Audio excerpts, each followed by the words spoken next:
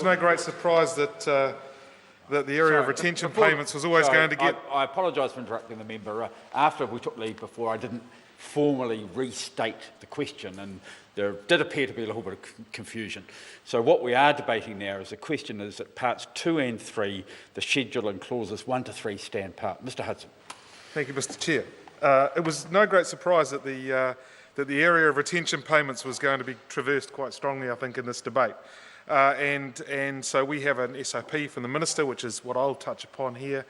There were some from other members, including the Honourable Clayton Cosgrove. But so our position on this, Mr Chair, would be that the measures that the government is proposing in our supplementary order paper are adequate, in fact, are comprehensive in helping to protect the monies that are owed for those contractors that are doing work on people in charge of construction work.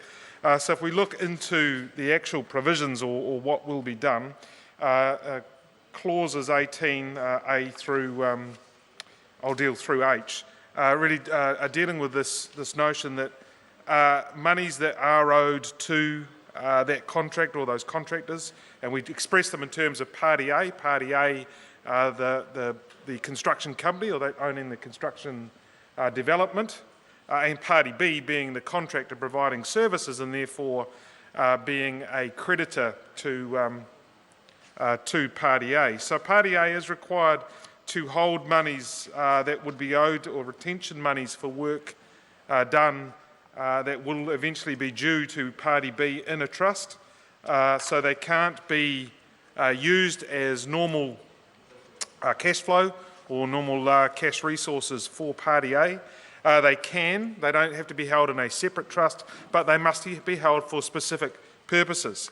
Clause 18E is very, very clear that Party A must not appropriate any retention money to a use other than to remedy defects in the performance of Party B's obligation under the contract. So they can't use the monies they're holding in trust to take away from Party B in any other fashion other than where there is an agreement that Party B has failed to meet the standard of work, quality of work, the outcomes that they were contracted to do.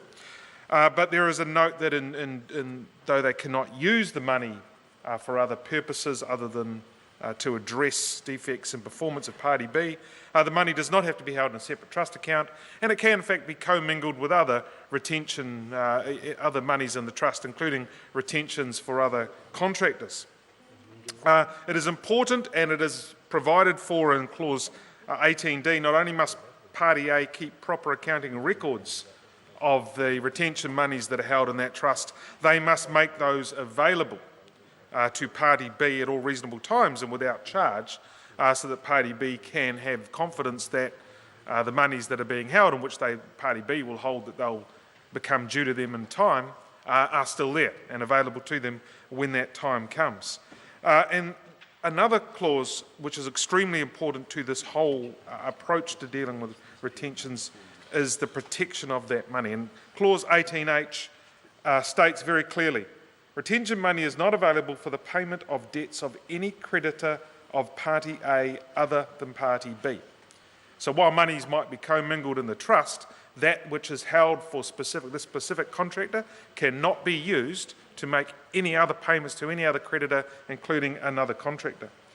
And retention money is not liable to be taken or taken in execution under the order or process of any court at the instance of any creditor of Party A, other than Party B. So another creditor of Party A cannot have an order to take funds that are held in trust for Party B, in this case, this particular contractor. So what have we achieved? Well, without requiring the extensive compliance and compliance cost that would be accrued under the SOP from the Honourable Clayton Cosgrove with separate trusts for all of these contracts, we still have the provisions that ensure that the money's held in a trust. It can only be used or withheld for performance issues of the work for the specific contractor.